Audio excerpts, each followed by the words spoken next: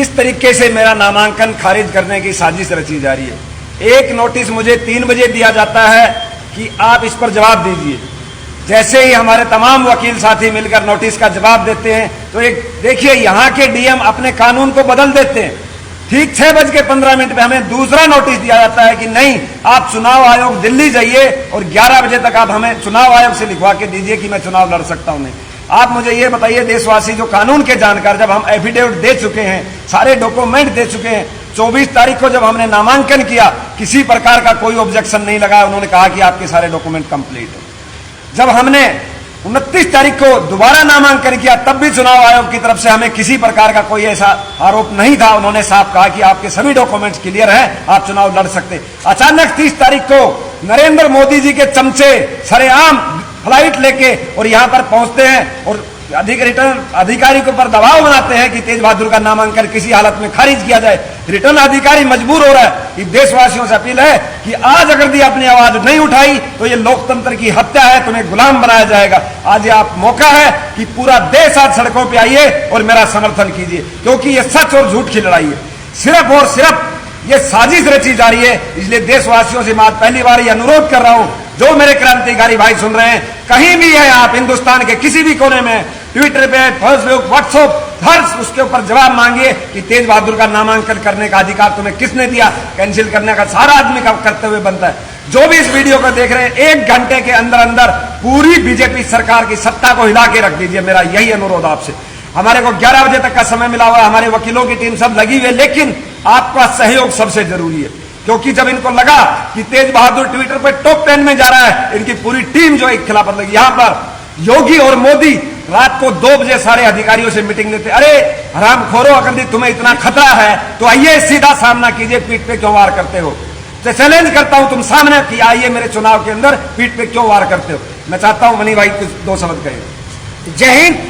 विश्वास सर्वहारा का यदि तुमने खोया तो आसन्न मौत की गहन गोश गड़ जाएगी इसी बनारस में। यदि बांध बांधने से पहले धरती का जल सूख गया तो धरती की छाती में दरार पड़ जाएगी। आने वाली पीढ़ियां तुमको कभी न माफ करेगी। दुनिया तुम्हारी करनी पे पछताएगी, मोदी जी पछताएगी। मैं देशवासियों से जो सुन रहे हो इसको लगातार पोस्ट करें। मैं देशवासियों से सवाल करना चाहता हूं कि अगर जवान मीडिया में जाता है तो कानून का उल्लंघन, हम किसके पास जाएं? अगर संवैधानिक तरीके से आज हम अपनी बात संसद के माध्यम से देश के समक्ष रखना चाहें तब भी हमें रोका जा रहा है। सवाल है कि हम कहां जाएं? क्या हम आत्महत्या कर लें? क्या हम हथियार उठा लें? हमारे पास क्या तरीका है? जब आज हम संवैधानिक तरीके से तेज बहादुर की बात देश के साथ लाखों जवानों के साथ हम रख रहे हैं तो हमें रोका जा रहा है। सवाल, क्या खाना खराब है, एक रोटी की शिकायत करना क्या बहुत बड़ी सजा है? सजायाफ्ता मुजरिम है? मैं पूछता हूं देशवासियों से, पूछे अपने वीडियो में, क्या खाने की शिकायत करना जो कि एक राशन घोटाला है उस पर आप सजायाफ्ता मुजरिम कह रहे हैं? सजायाफ्ता मुजरिम है, बलात्कारी, अपराधी, तमाम दरिंदे चुनाव लड़ रहे हैं। गूंगी बहरी सरकार आज लोकतंत्र की हत्या कर रही है। मैं सभी देशवासियों से अपील करना चाहता हूं कि आप जहां हो हर जगह उतरे, शांति पूर्वक विरोध करें। बिल्कुल जो व्हाट्सएप पे है, फेसबुक, सोशल मीडिया, आज हमें ट्रैक किया जा रहा है, हमें न्यूज चैनलों में दिखाया नहीं जा रहा है, हमारी बातों को दबाया जा रहा है। 1977 न करके मैं कहूं कि एक बार फिर अंग्रेजी कानून लागू हो गया है, हमारी आवाजें दबाई जा रही हैं। सोशल मीडिया के माध्यम से हर देश का नौजवान, छात्र, मजदूर, दलित, जो भी राष्ट्र को प्रेम करता है, इसको बात रखे कि क्या तेज बहादुर सजायाफ्ता मुजरिम है?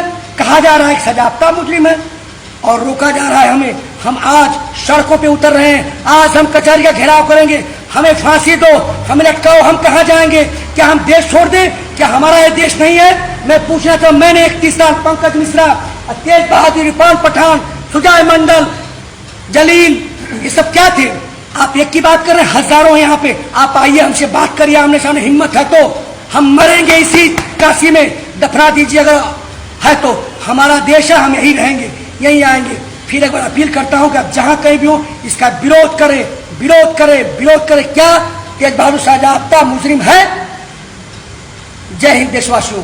अब हम निकल रहे हैं अपने मिशन की तरफ। मेरे सभी देश के प्यारे मित्रों, आप लोग वीडियो को शेयर करते रहें, क्योंकि इस वक्त जो है मुश्किल घड़ी में है। हमारे जो है पूरे देश के जवान की आवाज तेज बहादुर जी की नामांकन जो है खतरे में है, क्योंकि सेंट्रल गवर्नमेंट ने उनको खतरे की घटना सूचना हो चुकी है कि इस जवान से हमें जो है कहीं विजयी रथ न रुक जाए। तो मैं आप लोगों से पूछना चाहता हूं कि चुनाव आयोग जिस तरह से हम जवानों की आवाज को दबा रहे हैं, क्या ये सही है? क्या कमी थी? सिर्फ तो हमने तो शिकायत किया था कि दाल रोटी ही खराब मिलती है।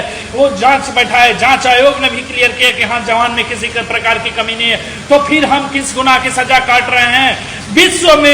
विश्व में पहला बार इतिहास में ऐसा हुआ है कि सेना से बर्खास्त जवान आज राजनीतिक मंच में हाथ जोड़ के जो है चुनाव में लड़ रहे हैं। नहीं तो अन्यथा आप देख ले, किसी भी देश में जवानों ने हथियार उठाया और हथियार का जवाब मुंहतोड़ जवाब से दिया है। और मैं पूछना चाहता हूं चुनाव आयोग से कि हमने कौन सी ऐसी सजावटा की है कि जिस तरह से हमें कहा जा रहा है कि आप चुनाव नहीं लड़ सकते, हमें कोई सर्विस नहीं कर सकते, हम ना कोई सरकारी में गवर्नमेंट में जा सकते हैं, ना ही कोई प्राइवेट सर्विस कर सकते हैं। एक माध्यम जो आवाज बनी, हम चुनाव आयोग में चुनाव में कूद गए, लेकिन क्या नतीजा निकला कि उसमें भी आप अड़ंगा लगा रहे हो। हम फिर क्या करें? ये जो बनारस में हजारों हजार की हुजूम में जो जवान जुट रहे हैं, आ रहे हैं, कल से पूरे देश की तरह से जवानों में खलबलेट ली है, बौखलाहट हुई है कि सर्विस वाले भी क्या करें, ऐसा स्थिति ना हो जाए कि कहीं सैन्य विद्रोह जैसे शंका भी ना हो जाए।